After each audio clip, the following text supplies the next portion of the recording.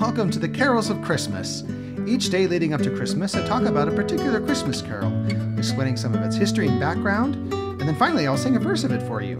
Some will be familiar and some probably not, but they all point us to the true reason for the season, our Savior Jesus Christ.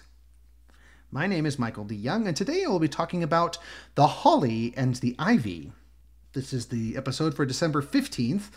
The carol is The Holly and the Ivy. So this carol is from the 17th or 18th century, combines two evergreen plants to discuss the symbolism behind the life of Jesus Christ. So this song is full of symbolism. It's really just all symbolism.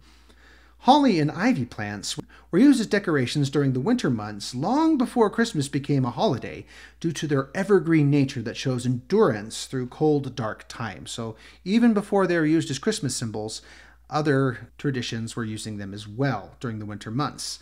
At first, when these symbols were adopted by Christians as well, the early church leaders thought they were too pagan because they'd been used by pagans, but they've been used by Romans specifically and other pagans in their celebrations, such as Saturnalia, a pagan festival to the god Saturn, around the same time that we celebrate Christmas today.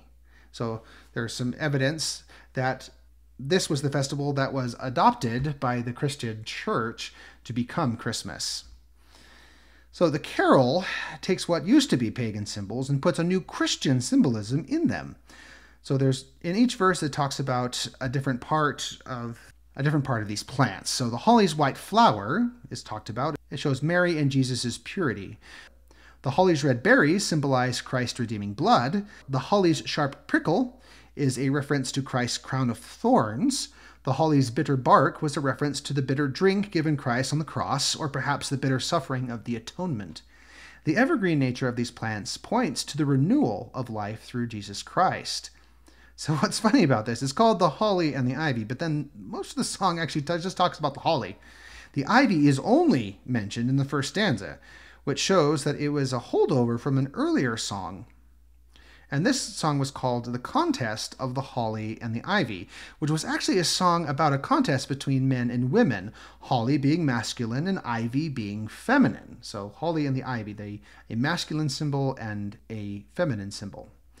The carol itself is anonymous, both the lyrics and the tune. They were not sure where they came from, but its tune is said to be over 1,000 years old. It was officially first published by Cecil Sharp in 1911. So there you have it, a song full of symbolism, and one that was first based on pagan traditions that became Christian traditions. And now I'll sing a verse of The Holly and the Ivy. The holly and the ivy, when they are both full grown, out of all the trees that are in the wood, the holly bears the crown. Oh, the rising of the sun, and the running of the deer, the playing of the merry organ, sweet singing in the choir. Thank you so much for listening.